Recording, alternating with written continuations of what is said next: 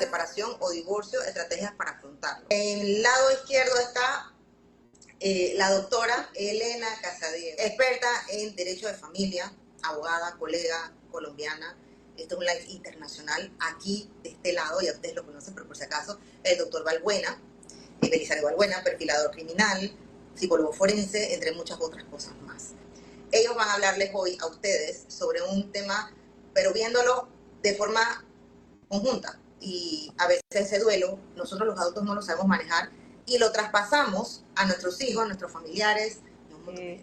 El doctor Balbuena nos va a hablar de la parte psicológica, de cómo nos afecta, y yo voy a manifestar que es necesario la consecución de las pruebas y ser conscientes que las personas que amamos, con las que decidimos casarnos, bien sea por cualquier rito, sea católico, sea civil, o simplemente compartir nuestra vida de una manera individual, consciente, sin necesidad de ritos, de solemnidades, pero que esa falta de solemnidades no quiere decir que tenga falta de derechos, porque así sea una unión marital, de hecho, genera unos derechos, genera unas obligaciones. El doctor Belisario Balbuena es perito forense, psicólogo, y es importante que las personas entiendan que una cosa es manifestarlas y decir, me dolió, me sentí agredida, me sentí maltratada, y otra cosa muy diferente es que un perito, un dictamen le diga, existe una valoración y dentro de la tabla tal se encuentra una afectación a su ser, a su psiquis. Cuando las personas deciden separarse, divorciarse, hay uno de los dos que se queda queriendo por los dos, hay uno de los dos que se ve más afectado, hay uno de los dos que le duele más, y de eso nos explicará el doctor Belisario. Pero ese que le duele más tiene la tendencia o a ser la víctima o a ser el victimario. Entonces, cuando uno empieza a sentir la ausencia de su pareja, lo mejor es conseguir pruebas, porque así sea que las vaya a usar o no las vaya a usar, cualquiera de los dos en algún momento se vuelve el victimario y es necesario ir dejando las pruebas. Me parece muy importante la valoración psicológica. Los dictámenes periciales en Colombia han ido tomando una relevancia muy importante. Es decir, nosotros tenemos un Código General del Proceso, que es la Ley 1564 del año 2002. En esta norma nos hablaba del uso de las tecnologías, nos habla de las pruebas, dentro de las pruebas se encuentran los informes y los dictámenes periciales. El Código nos separa esos dos tipos de pruebas. Las pruebas son fundamentales. Hay un componente psicológico, emocional, inclusive neuropsicológico. Hace poco descubría, por ejemplo, cómo los conflictos de pareja, en especial aquellos que llevan relaciones y divorcios, secuestran la atención. Y la atención neurológicamente, es decir, en nuestro cerebro, es muy importante para que funcionemos en todo lo que hacemos en el día a día. Por otro lado, muchas mamás evitan que los padres vean a sus hijos y se vuelve un conflicto donde tercerizan a los menores y son los niños donde donde empiezan a verse afectados. Y ahí es donde se evidencia que el duelo no ha sido realizado con éxito, porque siguen generándose en daño. En la ley 294 de 1996, que en Colombia nos regula la violencia intrafamiliar, las comisarías están generando unas calificaciones indebidas, inadecuadas.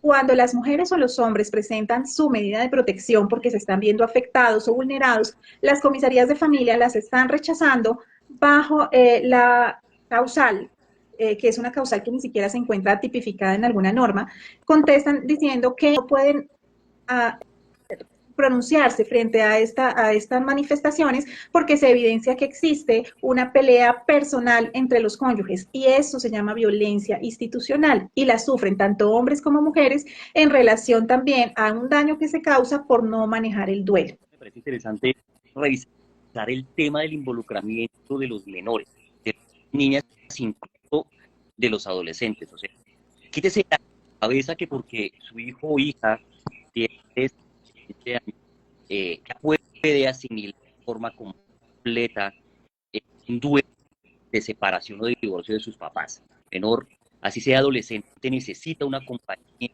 porque muchos de ellos sienten culpa que no les corresponde. Son situaciones bastante fuertes para el cerebro de un niño, niña o adolescente. Por eso ellos primero deben sacarse del conflicto, aunque es muy difícil, muy complejo, suena ideal en la vida real, no es tan fácil porque los niños y jóvenes de hoy día absorben con facilidad lo que ocurre. Pues sí, hablar con ellos, blindar en el sentido de que el adulto no les corresponde, no es su responsabilidad. deben en la medida de lo posible tener también un acompañamiento psicológico, social. Antes de querer divorciarse, antes de pensar en el divorcio, antes de definir una separación, lo importante sería que los dos, y esto de esto hago referencia en virtud pues, de la experiencia que tengo en los litigios en derecho de familia y en divorcios, se toman decisiones en caliente, no se toman decisiones calculadas, pensando cómo va a ser el desarrollo de la separación. En muchas ocasiones es un error, un simple error, que lleva al divorcio. Y ese simple error no permite que se haga una preparación previa a la separación, que requiere además una preparación psicológica, una preparación física y una preparación económica.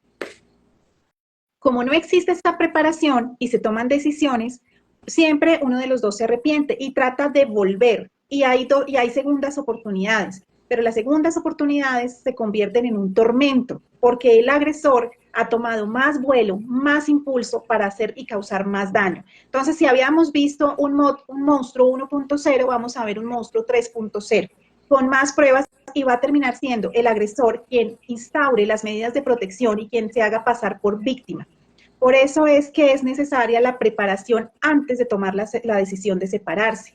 ¿Cómo es la preparación desde el punto de vista jurídico? Va adquiriendo pruebas. El registro civil de matrimonio, el registro civil de nacimiento de los dos, qué bienes obtuvieron en conjunto, qué cuentas hay, qué fotografías tiene de las causales de divorcio. En Colombia tenemos 9 causales de divorcio. La 9ª es el mutuo acuerdo. Dentro de las 9 causales se encuentran causales como tratos crueles y maltratamiento de obra, que es el que podemos utilizar en ese se encuentra la violencia psicológica. Entonces, hay tratos crueles, como que he conocido como decirle a la esposa que toda la vida ha estado con el esposo y que no ha trabajado por cuidar los niños. Hay esposos tan agresores que le dicen, mire, es que hasta el jabón con el que usted se baña se lo compro yo. Entonces, ¿usted de qué va a vivir? ¿Y dónde estarán las pruebas? ¿Dónde están las pruebas? Las pruebas están en utilizar la inteligencia artificial, hacer grabaciones. Las grabaciones por regla general no están permitidas. Por regla general, si no hay permiso de la otra parte, no están permitidas. No obstante, existen sentencias en Colombia que nos permiten utilizar las grabaciones sin el consentimiento de la otra parte cuando se pretende demostrar un delito, una conducta que constituye un delito. Igual que acá en Panamá. Maravilloso. Entonces, la violencia intrafamiliar es un delito, está tipificada como delito y es denunciable y lo conoce incluso la Fiscalía. Antes era una querella, ahora ha tomado la calificación de delito, es una conducta imputable. Por lo tanto, sí se pueden grabar cuando se está siendo víctima de violencia psicológica. Las grabaciones son importantes, las fotografías son importantes. Conocí un caso donde el esposo le desocupó literalmente, tenían un estudio, una habitación diseñada para estudio de trabajo, y el esposo le sacó los libros, los cuadernos, los papeles, toda la esposa se lo tiró a la habitación principal, pero tirado, o sea, de una manera desordenada, absurda. Y ¿por qué el esposo necesitaba esa habitación? Que porque ya no quería vivir con la esposa, simplemente se la desocupó por desocupársela. Afortunadamente, la esposa tomó fotografías con la reseña de la fecha, de la hora, y pudo demostrar que era violencia. Y era violencia en un grado alto por la razón de que que habían involucrado su material de trabajo, que era un daño realmente a su desarrollo como persona, como mujer. Por eso las pruebas son muy, muy importantes y es el análisis de cómo se va a divorciar, el empezar a proyectarse, me voy a separar, me voy a divorciar. Muchas mujeres, y no solo las mujeres, también hay hombres que se separan, se van de la casa y se van sin ningún documento, se van sin pruebas, se van sin nada, no saben cómo probar la causal de divorcio. En efecto, doctora, acá en Panamá funciona bastante similar, por no decir que igual. Para poder divorciarse hay que cumplir con alguna de las causales, aunque sea una. En efecto, la violencia doméstica, se mire como psicológica, económica, patrimonial o física, sigue siendo violencia con sus diferentes modalidades. Lo que por lo regular yo trato de explicarle a mis clientes acá en Panamá como penalista, es que para poder llegar a un divorcio a través de los juzgados de familia, pero si se trabaja en conjunto con fiscalía, porque en efecto es un delito, Lo interesante es que en fiscalía lo vemos como violencia, violencia doméstica, y en los juzgados de familia es una causal, pero se llama trato cruel aquí en Panamá. Entonces, para yo poder probar el trato cruel, ¿cómo voy a hacer? Tengo que tener una carpeta en fiscalía. ¿Y ahí qué voy a introducir en esa carpeta? Presentar mínimamente los elementos de convicción, como dice la doctora. Si tú ya has pensado en divorciarte y has tomado la decisión, o lo estás analizando y lo estás pensando, lo regular, lo recomendable y no normal, como dice la doctora, tengas o no tengas ya a tu abogado elegido, pero si tu situación la estás viviendo y vas a tener que elegir en un momento qué hacer, recolectar las evidencias, que después en cierto proceso, en cierta fase del proceso acá se llaman pruebas, pero momentáneamente son evidencias que te van a ayudar, como dijo la doctora, a poder establecer que hay 1, 2, 3, 5 causales, pero yo necesito tener algo, aparte del peritaje, que viene después. Entonces, aquí en Panamá, que sé que pasa igual que en Colombia, doctor, hay una cantidad de hombres y mujeres, porque la violencia doméstica no tiene género, que no saben exactamente qué es violencia o cuándo están ante un caso de violencia. Yo he aprendido, y yo creo que aquí el doctor me puede corregir y me puede enseñar, que resumo la ley 294 de 1996, que es la ley de violencia intrafamiliar, se resume en una palabra y es respeto. Lo único que la ley nos está diciendo es lo único que nos exige es el respeto como partes de una familia, de un componente familiar, de un núcleo. Dentro del tema, no es solamente lo que está en la norma, sino en la realidad, cómo es que lo percibimos. Y en muchos casos de separación y divorcio, lo que encontramos es una lucha de poder, es una relación simétrica, es decir, no de iguales, donde uno quiere imponerse con el otro, y esa imposición puede ser a través de lo psicológico, de lo emocional, de lo económico, hasta la fuerza se utiliza en ese tipo de situaciones. Entonces, pese a que la norma lo dice, pues debemos buscar esa coherencia entre lo que menciona la norma y el comportamiento precisamente de esos integrantes de lo que fue una familia y que no va a dejar de ser familia, porque puede que dejen de ser esposos, pero no dejan de ser padres, por ejemplo, madres. Entonces, eso hay que trabajarlo, eso hay que entenderlo. Ahorita, algo que decía la otra vez me pareció muy interesante, y es que hay gente que todavía no entiende algunos comportamientos como temas de violencia, ¿sí? Lo normalizan, en especial cuando la violencia es psicológica, cuando es emocional. ¿Eso qué nos está diciendo? Una necesidad de capacitar, de difundir conocimiento acerca de lo que se constituye en formas de violencia, cuando es sistemática, por ejemplo, cuando son hechos que se consideran abusivos. Eso debe entenderse. Y los hombres también, ¿sí? Precisamente con la doctora Casadejo tenemos casos donde las víctimas de este maltrato son hombres, pero que lo normalizan por temas de machismo, que normalizan porque creen que si lo denuncian se van a burlar de ellos, porque creen que por ser hombres lo pueden aguantar, o que en las diferencias que tenemos, que no son en realidad muchas, entre el cerebro masculino y el femenino, creen que el cerebro masculino, el de los hombres, es más fuerte que el cerebro femenino. Y resulta que no, la neurociencia dice todo lo contrario. Entonces, esos elementos hay que comprenderlos, hay que trabajarlos, hay que ilustrarlos, hay que tenerlos en cuenta en este tipo de dinámicas. Yo tengo una duda y es cuándo se va a hacer la separación, porque a los hombres les afecta más el riesgo reputacional, porque a los hombres les afecta más que se hable o que se exponga sus calidades como persona, porque a los hombres se dejan manipular más cuando la esposa los amenaza con dañar su buen nombre, su reputación.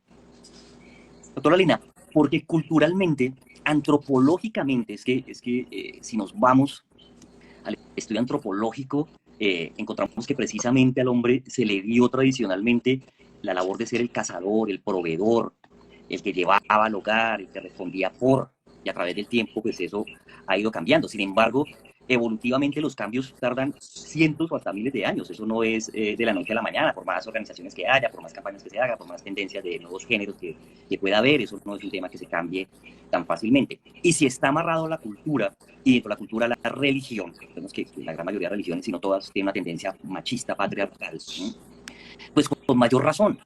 Entonces el tema reputacional, ¿sí? En un hombre que es proveedor, que tiene una profesión, que tiene un conocimiento, un reconocimiento mejor, teme que se le dañe a ese nivel. ¿Sí? También hay un tema de ego, que si una mujer va y le arma un escándalo por una situación, no sé, de infidelidad o por alguna costumbre que tenga él que pueda resultar dañina para su imagen. Pongo un ejemplo, porque le gustó transvestirse, tal vez, o tener X hábito, que eso lo dañe. Y están dispuestos a acceder incluso a chantajes. Yo creo que precisamente tú lo estás mencionando con base en un caso reciente que tenemos y donde nos sorprende cómo este hombre, un tipo profesional dedicado al sector salud, que tiene un gran reconocimiento en el sector salud aquí en Colombia, está dispuesto a hacer lo que sea con tal de que su esposa no le arme más escándalos de los que ya le ha armado, su ex esposa. Y lo está agotando. Su atención está precisamente secuestrada porque no ha podido rendir en su trabajo por estar preocupado por el posible escándalo que ella le haga, porque lo llamen en medio de una reunión de trabajo a decirle, mire, es que su esposa hizo X o Y cosa, o acaba de decir X o Y cosa, su ex esposa, y eso lo tiene bloqueado, y ocurre, y él no se atreve a denunciarlo, apenas precisamente la doctora le está diciendo, oye, usted también tiene unos derechos, usted puede denunciar eso, usted puede tener las pruebas o los indicios y irlos aportando para constituir esa violencia que usted está recibiendo, incluso una violencia institucional, porque también la institución no le cree que él sea la víctima, cree que él es el victimario por el hecho de ser hombre. Todo eso hay que trabajarlo, todo eso es producto precisamente de este análisis tan interesante que estamos haciendo en la noche de hoy. Doc, antes que la doctora avance, usted dijo algo muy importante y yo siempre recalco en esa información, en ese puntito, en esa coma. La víctima. Muchas veces, y aquí la abogada lo sabe, muchas veces la víctima, la supuesta víctima, se acerca a los tribunales, se acerca a las fiscalías, a la policía a presentar una denuncia. Pero en el camino, los que tenemos experiencia, los que hemos estudiado y los que sabemos un poquito más del tema, no nos cuesta tanto darnos cuenta rápidamente que esa persona no tiene la condición de víctima. No es una víctima real. Se está fingiendo que es una víctima, está engañando al sistema, a los fiscales que le toman la denuncia o la querella a través de su abogado, haciéndose pasar por víctima, pero realmente es la victimaria o el victimario. Y obviamente en los despachos judiciales de familia, la secretaria del despacho, la juez, en la competencia civil, también la toma como víctima, y hasta los psicólogos aquí en Panamá, con todo respeto de verdad, de UPAVID, que es la unidad que se encarga de atender como primer interviniente a las personas, enseguida denuncian. Las toman como víctimas válidas y realmente esa persona tiene toda la radiografía de que de víctima no tiene nada. Pero estamos tan cortos de información, de preparación en cuanto a victimología aquí en Panamá. Y llega cualquiera y dice, soy víctima por esto, esto y esto, y el sistema le cree enseguida, y a veces hasta llegamos a los tribunales a juicio, haciéndose todavía pasar por víctima, y no lo es, claro, pierde el juicio o sale no culpable la persona, pero realmente nunca fue víctima. Tenemos que hacer una conferencia aquí en Panamá sobre la victimología, doctora.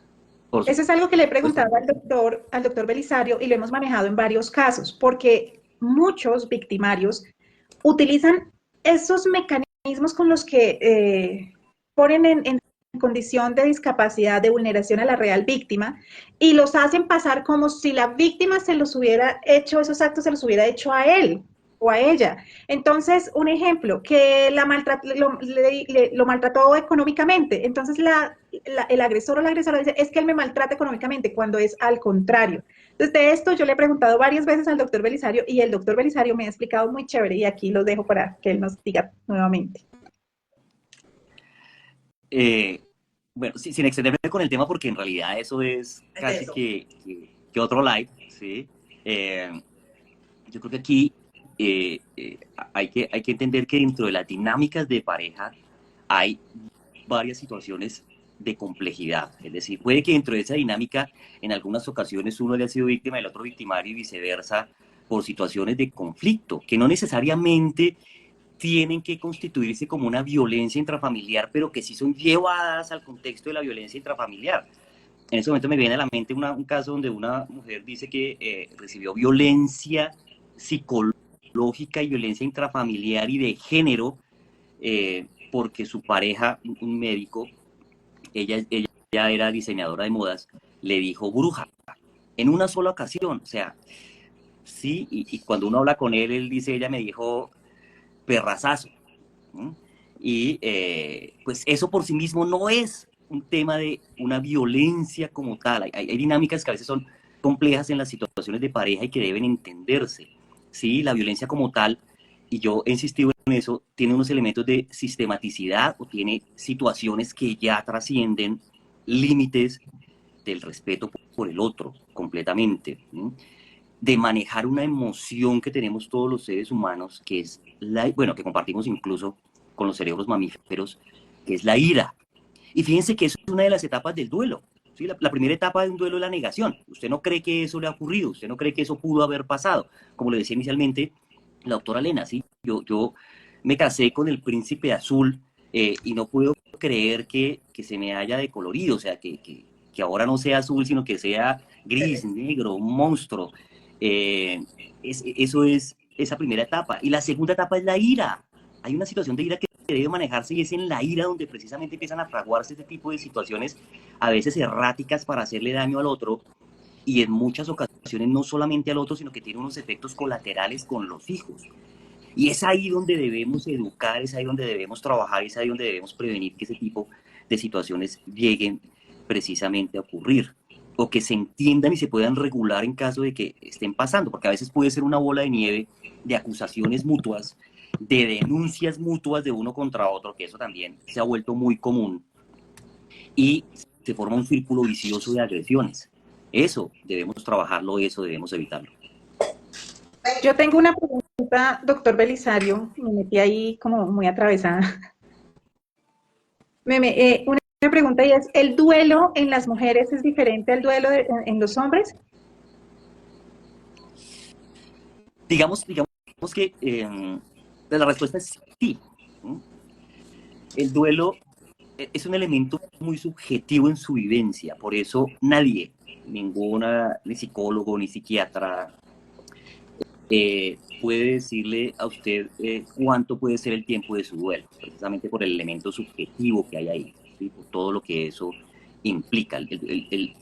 La duración de un duelo es relativa de cada persona, muy subjetiva. Puede que alguien supere un duelo en 3 meses, en 6 meses, en un año. Puede que alguien pase toda la vida y no supere un duelo, ¿no? De cualquier pérdida, pero en especial en casos de separación, de divorcio, de ruptura familiar, que resultan fuertes, que no se esperan porque dentro del ciclo vital no hay algo que se llame separación. ¿Sí? Dentro del ciclo vital hay algo que se llama nacer, crecer y morir, ¿no? Matrimonio, incluso conformación de la familia, el tercero incluido, en fin, varios elementos que son esperados. El divorcio y la separación no son situaciones esperadas, por eso digamos que resultan ser tan disruptivos.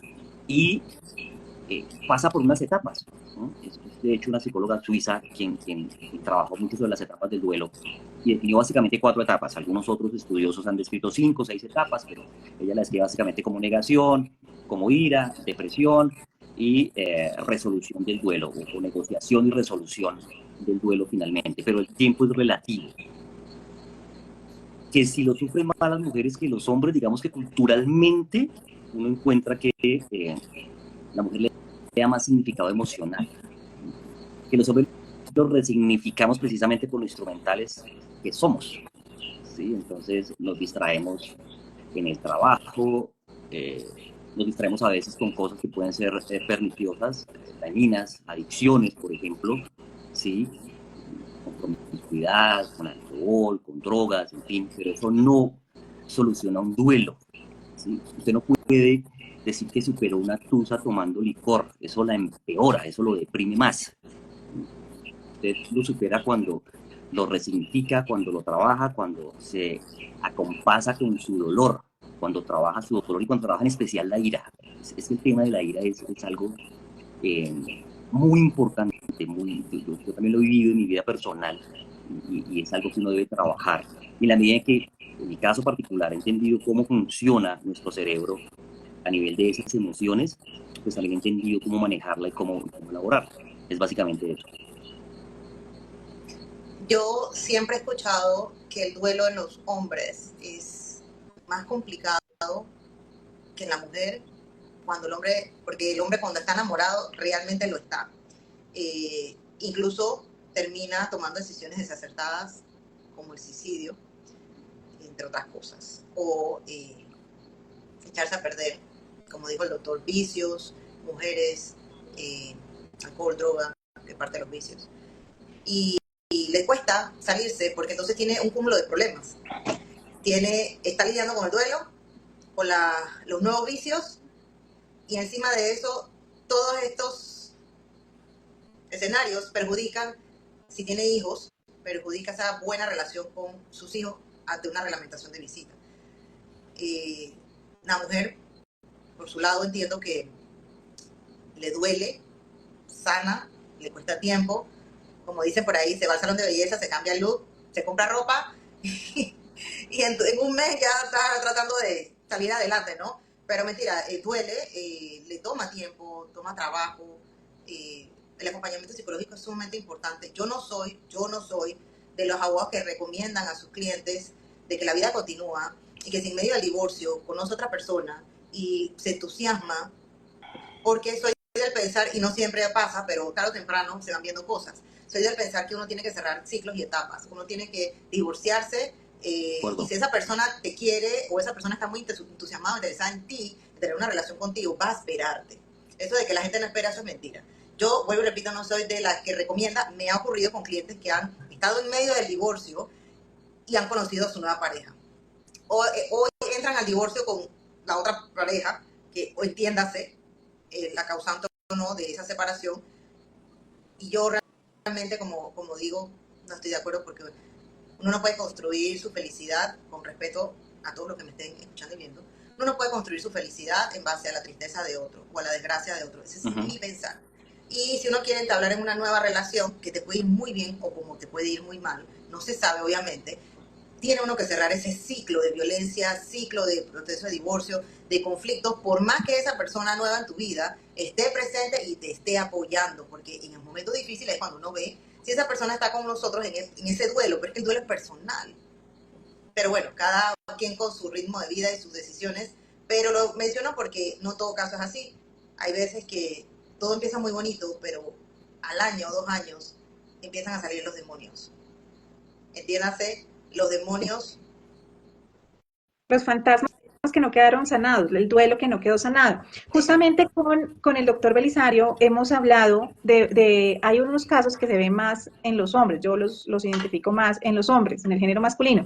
Cuando los hombres han sido sujeto de infidelidad hacia ellos, es decir, su pareja ha sido infiel, les duele muchísimo el ego. Es como si nosotras las mujeres supiéramos que el hombre va a ser infiel, pero los hombres estuvieran esperando que las mujeres sean 100% fieles, siempre fieles y todas fieles. Entonces, cuando un hombre sufre la infidelidad de su pareja, lo primero que hace es ir a buscar otra mujer que sea o más bonita, o más rubia, o más joven, o con unas condiciones que superen a la anterior, solamente para hacerle saber a su pareja que tranquila, que no me duele, que yo ya tengo otra persona. Y es cuando más se nota que no ha hecho el duelo. Nada, absolutamente. ¿Por qué les duele más a los hombres la infidelidad? Cuéntenos, doctor Belisario. Cuéntenos, doctor. Cuéntenos. Yo creo que va amarrado también a todo el tema cultural, del machismo, del ego, de como muy bien usted decía hace un momento, pareciera como que se normalizara el hecho de que por ser hombre es más aceptada la infidelidad, pero si la comete la mujer, entonces sí es condenada y eso me va a ofender más, que cómo fue posible que hiciera tal cosa. Bueno, es un tema muy complejo y muy... digamos que difícil, bueno, lo difícil sí depende de cada quien, pero puedo decir que como nuestro cerebro se acomoda a los hábitos, a lo cultural, y cree que eso es lo único, entonces no veo otras formas de redefinir esas situaciones y de aceptarlas precisamente por esa redefinición. A uno de hombre le toca aprender también ese tipo de cosas y de ser, a la próxima vuelta. De ser compasivo y autocompasivo también, ¿sí? Con ese tipo de situaciones, sin duda, precisamente para evitar ser errático en los reclamos que se hagan, en volverse uno el agresor, porque puede ocurrir precisamente a través de esos reclamos y de esas comparaciones, terminar siendo el maltratador. Eso puede ocurrir. Y después nos vemos en la fiscalía con una carpeta de violencia cruzada, innecesaria. Y se vuelven agresores económicos. Tengo un caso de divorcio donde la señora fue infiel, pero el señor abandonó totalmente a sus hijas y desde el momento cero que se fue de la casa no las quiere ver, no aporta económicamente, hace llamadas inadecuadas, hace amenazas, se volvió violento porque se sintió afectado en su ego. Yo tengo un caso también de un señor que la señora fue infiel supuestamente, y el hombre en venganza, ¿qué hace? Saquea, digo yo, todas las cuentas bancarias, la deja sin un real, la asfixia económicamente como castigo anticipado y presenta procesos sin decirle nada de que se quiere divorciar, de que quiere la guardia y custodia de sus hijos, de que todo esto, y siguen en el hogar viviendo como si nada estuviera pasando. Le piden incluso que vayan a terapia de pareja, van a terapia de pareja, pero mientras tanto están los juzgados de familia procesando divorcio con causales. Obviamente la reglamentación de visita no la pide para la madre, pero pide la guardia y custodia para él. Y cuando ella se entera, obviamente se da la violencia física. Y ahí entramos nosotros, los abogados penalistas, y ahí es cuando la víctima se da cuenta que no tiene dinero, que todo este tiempo que parecía estarse trabajando para una reconciliación o para llevarse mejor, estaba demandada civilmente en familia y sin un real en las cuentas de banco, porque no todos los días la revisaba, obviamente. Claro, y son Violencia esposos que van económica, patrimonial, psicológica y física. y venden los bienes que tengan, los transfieren, hacen Todos los simulaciones. desaparecen. Sí. Todos. Resulta que todo está a nombre de Mengano, Pereceo, whatever. Cuando la mujer va a reclamar bienes en el proceso de liquidación de bienes, no encuentra, pero es que ni nada. Claro, Y eso y el dio tema más violencia.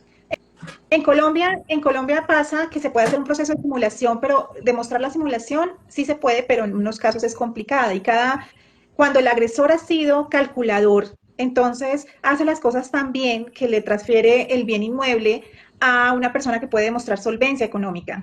Y simplemente dice, no, pues ese dinero lo recibí y lo mecateé en cositas, como dice la película. Popularmente. Entonces, sí, me lo mecateé. Entonces la señora queda claro, con un derecho a solicitar recompensas, compensaciones, con un pasivo con un activo por cobrar, pero no le sirve de nada porque la persona dice, no tengo, que haga los procesos, no tengo, ¿qué va a hacer? Aquí en Panamá, y no es un secreto, y todos los abogados de Panamá lo saben, sobre todo los de familia, yo soy penalista, que la mayoría de las personas, el 90% de los millonarios o personas con pudientes, muy pudientes, con una capacidad económica alta, son pobres, no tienen nada a su nombre. Todo está a nombre de fundaciones de interés privado, todo está a nombre de sus mamás, de sus papás. Y si están a nombre de su mamá y su papá, ojo, están con hipotecas ficticias la mayoría de las veces, claro, ellos se auto.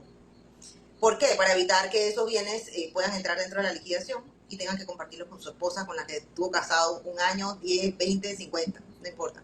No quieren ceder ni un real de lo que compraron dentro del matrimonio, ojo, no fuera del matrimonio, porque si lo compró fuera del matrimonio y lo declaró como suyo, es lo justo.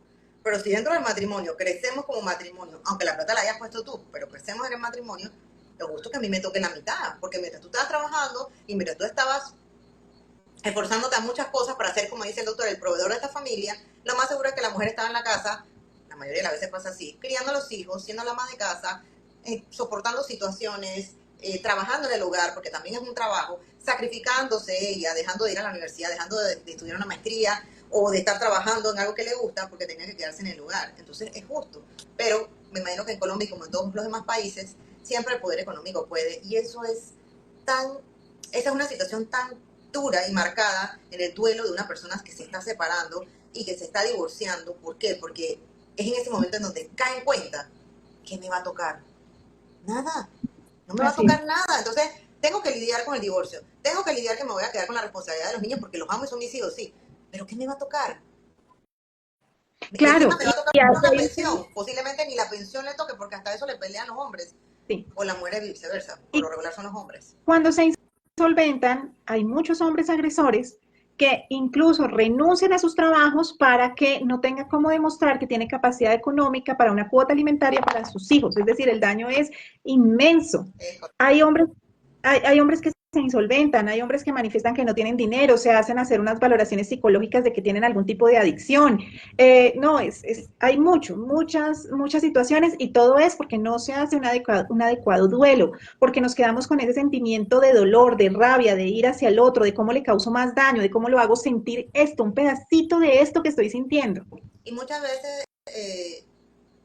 ¿qué pasa? Que el victimario no sabe que en estos peritajes que hacen los psicólogos forenses va a salir toda esa agresividad, todas esas conductas, todos esos trastornos que ejerce sobre tu víctima en una afectación, porque el peritaje, la evaluación psicológica hecha por un psicólogo forense idóneo en este país, tiene que ser del IMEL, Instituto de Medicina Legal y Ciencia Forense, va a establecer en su peritaje, como lo ha dicho el doctor, tiene afectaciones psicológicas. Yo vi un peritaje incluso de una cliente que el doctor ponía el tiempo de esa afectación. Decía que la afectación podía ser hasta por 2 años. Primera vez que la leía. En otras ocasiones he visto, sí, tiene afectación psicológica por esto, que esto y esto. Esta es la primera vez que veía que trazaba la línea del tiempo, pues que esa afectación se podía ver, presentar en la víctima hasta por 2 años. Doc. Las lesiones. Acá tenemos un caso, y mientras el doctor Belisario activa el audio, aquí tenemos un caso de una señora que lleva casada como 18 años. La mamá de su pareja es quien ha manejado el factor económico, a tal punto que compró un apartamento y ellos vivían en el apartamento de la mamá. Tenían un contrato firmado a la mamá. Se sabe que las cuentas, el señor las maneja por fuera de Colombia, tiene cuentas en el exterior, pero están a nombre de la mamá. Es decir, que para repartir no hay nada. Ese señor tiene situaciones psicológicas que lo peor es que ella siempre lo ha sabido, desde que eran novios. Lleva 7 años de novios y cuando me narra su situación, fueron 38 páginas, me escribió todo el capítulo de un libro y me cuenta cómo fue su noviazgo. Y la pregunta mía fue, ¿por qué siguió ahí? ¿Por qué se casó? ¿Por qué está ahí? Siempre ha sido así, él no ha sido diferente. Mi última clienta me manifestó lo mismo cuando le pregunté y cómo era antes de casarse en el noviazgo. Me dice, él siempre ha sido así. Y yo, sabiendo que él era así, me casé con él, porque no iba a cambiar. Y es que en este caso que acaba de mencionar la doctora Elena me llama la atención porque tiene unos temas de constelación familiar bien interesantes. Es decir, la hermana de ella fue víctima también de un tema muy fuerte de violencia intrafamiliar, ¿no? Con la pareja que fue toda su vida desde adolescente. Incluso la agresión que ella sufrió en algún momento fue aquí bastante mediática. Y a nivel de su mamá, la mamá de las dos, también habían ahí unos antecedentes de violencia que se venían repitiendo inconscientemente, diría uno, porque sería absurdo decir que conscientemente ellas buscan este tipo de personas, eso no es cierto. Eso sería culpabilizar a la víctima, y culpabilizar a la víctima es revictimizarla. Hay dinámicas que pueden ocurrir de manera inconsciente, pero que si usted precisamente no las trae a la conciencia, no las elabora, no las trabaja, pues no las supera. En eso es donde yo hallo la importancia de que conozcamos cuál es nuestra constelación familiar y por qué eso se repite con nuestros familiares, porque se puede repetir con sus hijos, porque hay antecedentes en sus abuelos, en sus bisabuelos, en fin. Eso hay que trabajarlo, eso hay que reconocerlo y es parte precisamente de, digamos que el mensaje que también queremos dejar el día de hoy con el tema de la separación y los divorcios y cómo afrontarlos y cómo llevarlos a feliz término.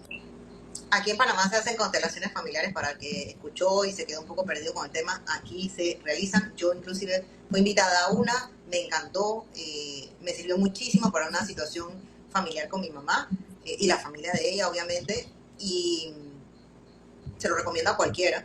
Eso sí, pueden en Google verificar, consultar qué es constelaciones familiares. En Netflix hay inclusive una película que habla sobre las constelaciones familiares.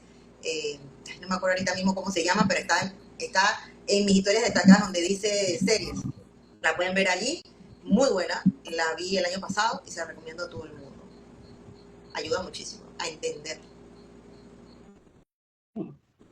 Bueno, yo creo que hoy les dimos un abrebocas de lo que es el duelo. El 11 de julio vamos a tener una charla un poco más larga, más completa, de el duelo y la superación del duelo y la adquisición de pruebas antes, durante y después. Y cuando dice la doctora es porque se va a hablar a profundidad de estos temas, obviamente para los que son colegas que me siguen aquí, que son muchos, y para las personas también que quieren formarse un poquito en estos temas o comprender su situación, comprender qué está haciendo su abogado, sus procesos, también pueden participar. Aquí lo vamos a compartir cuando los doctores me manden el flyer, con mucho gusto. Claro que sí. Espero tenerlos aquí en Panamá pronto. Estamos trabajando fuertemente para que el doctor Belisario Balbuena pues, pueda venir con la doctora aquí presente a conversarnos sobre temas que aquí muy poco pues tenemos la oportunidad de escuchar. Y como siempre digo, si el tema psicológico, el tema que guarda relación con el médico forense, no se ve con el legal de la mano, no lo podemos entender muchas veces. Eso yo lo he comprendido en los últimos 4 años, la importancia del abogado acompañarse de un psicólogo forense o un psicólogo clínico, o sea, aquí así lo queremos ver, pero nosotros en penal es psicólogo forense. Es lo que puedo decir. Uno va comprendiendo que el ser humano no es solamente lo que ve, sino también lo que no se ve y lo que se siente. Totalmente. Nosotros tenemos el 11 de julio nuestro conversatorio de el duelo, seguir con este tema tan importante y que además origina muchos conflictos. El 17 de julio vamos a hablar sobre la custodia y la patria potestad y cómo hacer un buen régimen de alimentos y visitas para que no se generen problemas a largo plazo. Aquí es del día a día. Y acá es importante entender que en esas 2 fechas son seminarios que vamos a dictar, que son certificados, van a tener un certificado de valor curricular, de asistencia, pues están invitadísimos para que trabajemos. Creo que es un lapso de 3 horas, más o menos 4 horas de trabajo, donde vamos a dar precisamente ya unas herramientas mucho más aterrizadas, vamos a escuchar todas las inquietudes que los participantes, los espectadores tengan en relación con esta temática y profundizada pues, muchísimo más de lo que hoy, en el día de hoy pudimos haber transmitido, evidentemente. Aquí lo vamos a publicar apenas ustedes me lo manden, para todos aquellos que quieran participar y Claro que espero de verdad poder tenerlos antes que se acabe el año aquí en Panamá, a los dos. Porque el doctor Balbuena te invitado el año pasado. Estamos buscando obviamente la fecha para que encaje con otros compromisos que él tiene aquí en Panamá por ahora. Claro y sí quisiera que la doctora pues también pudiera acompañarnos y ofrecerles a los que estamos acá las conferencias que ustedes están dando allá, pero ya de forma presencial. Ya el doctor se dio cuenta el éxito que fue la del año pasado. La gente no se quería ir. Hasta los muchachos del hotel estaban pendientes. Nadie quería comerse la boquita. Una cosa impresionante. Nos explicaron, el gerente de turno nos explicó. Yo creo que nunca había estado en una conferencia donde la gente le dice que están las boquitas puestas y nadie se quiere parar a comerse la boquita. Al final se la comieron cuando se refrigerio. Nadie quería refrigerio y se la terminaron de comer cuando se acabó todo. Increíble. Pero muchísimas gracias por su tiempo, sobre todo. Ayer pues definitivamente se hizo imposible, pero de verdad agradezco que los dos hayan sacado el tiempo para hacer este live con nosotros.